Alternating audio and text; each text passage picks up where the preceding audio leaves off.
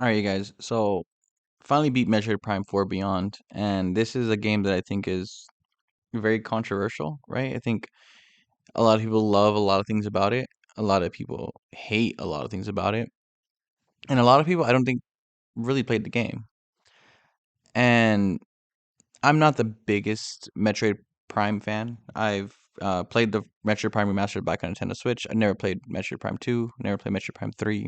So I kind of just hopped into Metroid Prime 4 and wanted to see what the fuss is about, right? I think when you hear that this game's been in development for so long and it's been in development hell and it's like had to restart development and the whole mythos that surrounds the Metroid Prime 4 game, I think is very interesting and alluring, and it made me wanted to check it out whenever this game released. And then there was like the whole delay of like whether or not it was actually going to release in 2025, right? Like a lot of people were skeptical. I honestly didn't think it was going to release when they released, when they had a release date set and it was, December. It was kind of insane. It did kind of scream like get this out the door type of energy. But Nintendo is also one to kind of just release games whenever they feel like it, whenever they feel like it's the moment. So I wouldn't be surprised if uh that was just always the original plan. It just always seemed weird that they never announced it. Nintendo, I feel like, has a good track record of announcing release dates with good timing, and I felt like this one was just a weird timing to announce. I think it was a weird time to release it, even in December, but it is what it is. Um, so leading up to the launch of Metroid Prime 4, right, all the reviews come out, and there's the controversy of, you know, is it a good game? Is it a bad game? Was it worth the wait? I think if if there wasn't such a long wait for this game, I don't know if it would have been as controversial as it is. With that being said, like I'm also not the biggest Metroid Prime fan, so I understand if you love a certain franchise, you love certain aspects of a franchise, and a game doesn't deliver on what you want it to be, especially after waiting that much. Like I understand that from other games that I've loved, um, where certain games in a franchise are highly anticipated and then they just don't hit the way you want it to hit. So you're very let down by that, right? Understand all that. So in this video, yes, I am going to be reviewing Metroid Prime 4 Beyond. Played on Nintendo Switch 2. It took me honestly kind of a long time to beat, and I'll kind of get into why that is and I think how we got there. Um, but yeah, I was very curious about this game, and I didn't know how much I was gonna like it or love it. And even after I played it, I wanted to go back and restart even just like the beginning segment of the game, just because I wanted to see like the initial feeling again, like kind of go back to you know that first beginning of the game. Because I'm gonna be honest, like upon playing this game and not really knowing what to expect, I was pretty blown away with like the first segment of the game. Like so much of it felt so cool, some of it felt so sci-fi. It felt like early Halo to me. That's like the closest representation I have for it, where you have this war going on and like there's a bunch of aliens and you're just blasting things. Like all of it was really really cool. I love the set pieces. I love the enemies that you keep running into. The boss was really cool. So a lot of like the initial wow factor of this game was pretty amazing. I'm gonna be honest with you. Like I was jumping into this game the first time I played this game, right? I jumped into it and I was confused what the hate was about because I loved this more than I liked Metroid Prime Remastered, and that game was getting sung praises left and right that I 100% didn't understand. But Metroid Prime 4 like had all this criticism, and I guess I couldn't see it. I couldn't imagine like wow, can this game be that bad? Like I love what I'm playing right now. So that was the initial feeling of playing the game.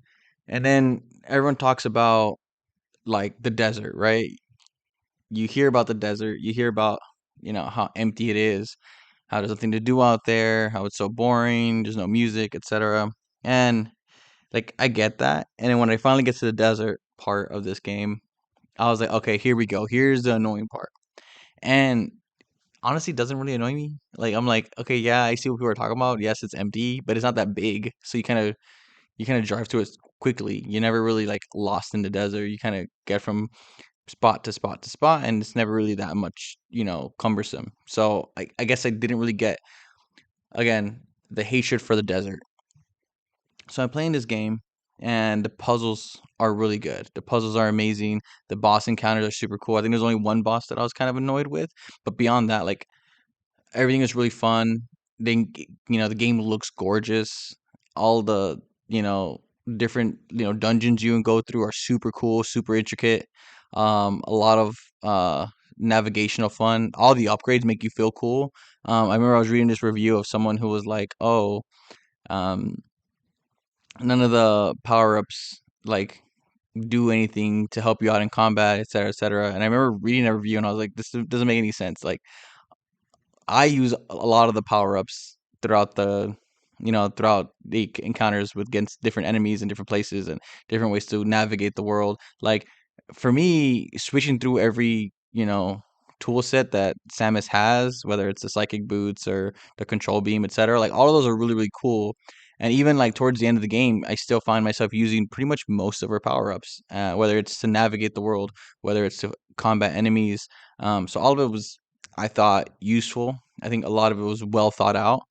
The music was really good. The portrayal of Samus, I think, is a little hit or miss.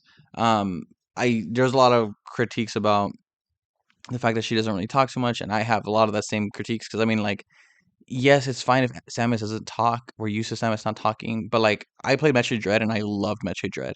And in Metroid Dread, Samus never really needed to talk to feel like she was a living human being that was super cool and super awesome. And if I get Metroid Prime 4 Beyond, like, there's a cool factor missing from the way she kind of carries herself, especially around like other people. She kind of like at most just gives people nods, but she doesn't really like feel like you know this super cool badass person that I remember from Metroid Dread, but that is what it is. I will say Samus's design in Metroid Prime 4 is really cool. I think this is probably one of my favorite like drawn versions of Samus. Like, she just looks really cool, especially in her viola suit. It's really sick. I really liked it a lot. And I thought that looked really cool.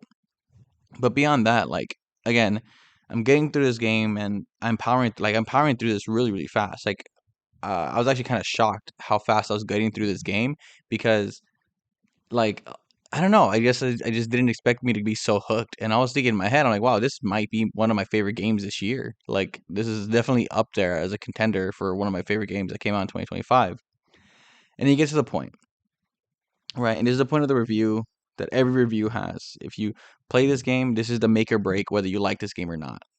And the desert that didn't bother me throughout the game becomes the most annoying desert I've ever experienced in any game. It is so boring. You get to the point, right? And this is something that people talked about, the green crystals, right? Everyone, every review has mentioned the green crystals. And I didn't think it was going to be that annoying. I remember people, like, I'll read reviews and people would say things like, "Oh, I didn't know we're going to need this much green crystals, like, blah, blah, blah." And at the end, it's just a slog to collect the rest of them. And going into this game, I'm like, all right, like, I know I have to collect green crystals. So every time I'm in the desert, I'm trying to collect as much green crystals as I can, on my way to the next point, right? So I'm just kind of doing that and trying to chip away at it throughout, you know, throughout the game, so that way I don't have to slog it out at the end. But when we get to the end, and then put in all my green crystals, and then I realize something. I'm so far from filling up this whole memory fruit green crystal thing. I'm so far away from progress of what I need to do. So I figured, okay, like, maybe another 30 minutes of driving around there, and I'll get enough. So I go out there, I drive 30 minutes. Sure enough, I come back, I deposit my green crystals, and still nowhere near close. And this is when it starts to set in that this is the most annoying grind in a Nintendo game I played in a very long time. It's the most annoying grind I've played in any game in a really long time. It kills momentum of this game so fast, to the point where once I even finally did it, I didn't even want to beat the game anymore. There was points of doing this, collecting green crystals that became such a slog that I didn't even think I wanted to beat this game. I was like, just I don't even want to beat this game anymore. And then when I finally did the green crystal, like finally had enough, I was like, I don't even know if I want to do the final boss. And then I did the final boss, and then I don't know, just momentum dies completely. Like I think 75% of this game is amazing. Amazing. Probably some of the best uh Metroid experience out there, from bosses to puzzles to levels and sound design, and a lot of it is so perfectly crafted. And again, I'm not a big 3D Metroid fan, so like this just was just done so well. And that last 25% of the Green Crystal collection, and everything just starts to become annoying. All the enemies just get in my way, and I just want them dead. I just want this over with, this experience to be over with, and you're so far away, and it's just it baffles me that fucking Retro Studios could make such a well crafted game to stumble so heavily at the end. So yeah, I guess to kind of sum up the Metroid Prime 4 Beyond experience, 3/4 of this game is probably some of the best Metroid you're ever gonna play. And the last 25% of this game, it's gonna be some of the worst Metroid you ever played. Doesn't even feel like a Metroid game anymore at this point. And that sucks to say. So I understand the controversy.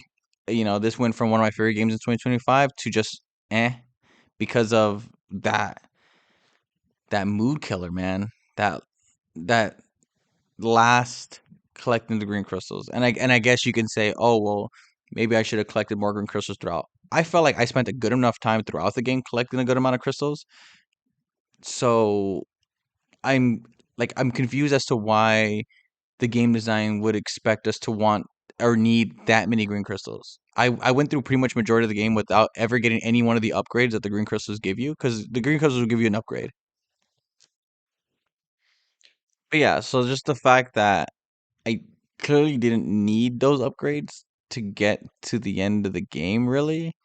And I understood if like maybe I think just the amount of green crystals that you need to get is egregious. Like it dragged out my playtime in this game a lot longer than it needed to be. This is a game that I probably could have been able to beat in 3 days, 4 days maybe, if I, you know, didn't lose momentum, didn't lose steam, didn't lose the desire to want to turn this game back on. And that sucks to say because again, early on just being so amazed, so happy with this game, like man, that is such a mood killer. That sucks. And you know, I really wish I walked away from this experience with something to say that was different than what I guess a lot of reviewers were saying. And like, I really, really, really wanted to, play this game and be like, the reviewers are wrong, the reviewers are crazy, and they don't know what they're talking about. Because I like doing this, and I like when I hear reviews and I'm like, they're just really wrong. And like, don't get me wrong, I think there are a lot of reviews that are generally harsher on this game than they need to be. I think most of this game is really kick ass. Most of this game is worth playing. But if someone told me I played up until the green crystal part and I didn't beat the game, in my head I would say you beat the game. Like you did enough. Like I understand anyone who doesn't want to complete this game because of the green crystals. And I can imagine you're being forced to play this game, for a review company or whatever, or just, whatever reason, right? Like I had the luxury of like I didn't really need to beat this game. I kind of just felt like I wanted to beat this game. But I could have easily just turned it down and made a video saying, "Hey, I tried to play Metroid Prime 4 and I couldn't beat it because Green Crystal," and that'd probably be very, you know, clicky and stuff like that. But it is what it is. I just really wish more came from this. It doesn't deter me from ever, wanting to play another Metroid Prime game. I'm actually curious to play Metroid Prime 2 and 3 now more. So I'm hoping those come to Nintendo Switch too, because I don't really want to go through the means of buying it on Wii, etc., and getting a Wii and all that stuff. Anyways, you guys, I'm gonna end the video there. That's my thoughts, Metroid Prime 4. If you guys are curious about why I didn't talk about like the NPCs and like Miles McKinney and stuff like that, there's another video on the channel where I already kind of discussed that in length. So if you guys are interested in that one, you guys can find it on the channel, and you can hear my defense of Miles McKenzie and all the other NPCs. But yeah, overall, man, I mean, it's a good game. Like it is a good game. it's just it should have been so much more. It should have been so much greater, and I feel like this is a situation where less is more. They could have put less in the game, less green crystals, and the game would have been so much more better off for it. But yeah, do me a favor, you guys like the video, comment, let me, subscribe, etc. I'll see you guys on the next one.